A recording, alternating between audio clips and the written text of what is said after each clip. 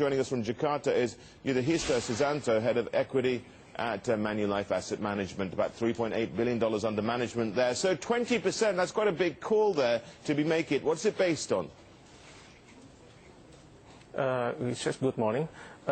We see that we assume that the situation is stabilizing in Europe and fund flow is returning to the emerging market. We see two important factors that could support the argument. The first is that the positive impact of the debt rating upgrade to the economy, and the second is the potential impact of the implementation of infrastructure land clearing law in speeding up the economic development. Yeah, you say that infrastructure is the biggest bottleneck that the Indonesian economy does have, but we keep on having this whole thing about will they get their act together or will they not? We've had many false dawns when it comes to this. Why do you believe it's going to go through this time? I think it's about the implementation. It depends on how the law is actually implemented and what the underlying regulation that follows.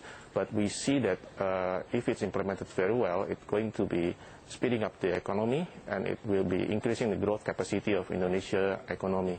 And also that if you look at the impact on the long-term inflation is going to be positive once the infrastructure is ready. So all of the access is getting to much more better inflationary management for the government and all the economy.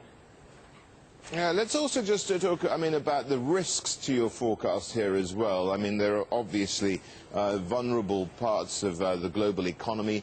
Europe certainly is one of your base case scenarios that it stabilizes and you can get positive fund flow into Indonesia. But, it's far from stabilizing just yet. And, on top of that, of course, we have a U.S. economy which is by no means out of the woods yet.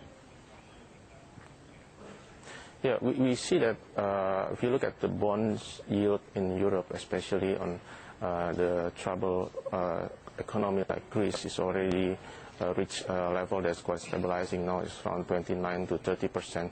So it's a sign that hopefully once the risk aversion is starting to decline, it will give much more confidence to emerging market.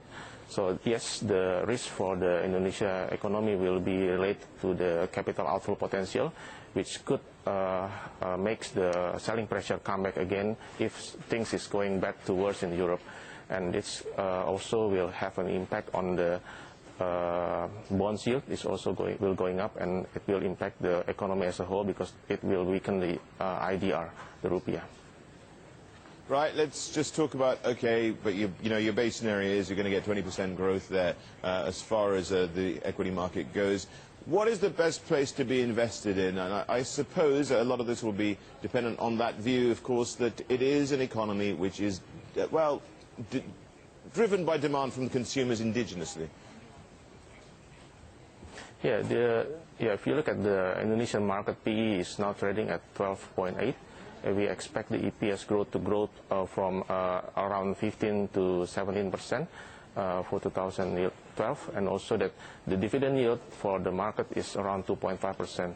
So if we assume that the market PE stay at this level because Indonesia is traded at premium along with the whole ASEAN region, which the ASEAN region is trading at premium compared to Asia. We can see that if the EPS growth is translated into the stock market growth, we can see hopefully the potential upside in 2012. So among the sectors, I see most of the favorite sectors like what investors like consumer staples and consumer discretionary is already traded at a premium. If you look at the valuation discount, it's still be available, but on already under pressure selling like energy, telco, and utilities. For the infrastructure and interest rate sensitive like financial and materials industrial is traded at the par with the market PE. So it's something that we are looking forward is how to translate our view into the sectors that are still available in the market and with the reasonable valuation. Yudhistha, thank you very much indeed for joining us there. Yudhistha Susanto from Manulife.